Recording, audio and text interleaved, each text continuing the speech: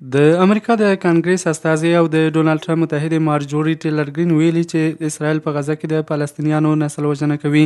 نوموړي په ټولنیزو رسنیو د غزې ناوړه بشري حالت غندلی. په غزه تړانګه کې د اسرائیلي یرغلګرو له لوري د تحمیل شوي قحطۍ او لوږې له امله 140 فلسطینیانو ژوند بایللی دی. د امریکا د کانګریس استازي لیکلي په غزه کې نسل وژنه بشري ناورین او لوږه وحشتناک دي.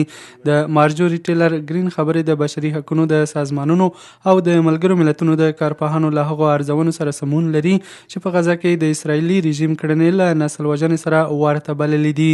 ملګرو ملتونو نسل وژنه داسې تعریف کړې ده: هغه کړنې چې د یو ملت، قوم، نژاد او مذهبي ډلې د ټول جمعیت یا یوې برخې د نابودولو لپاره کیږي، نسل وژنه بلل کیږي.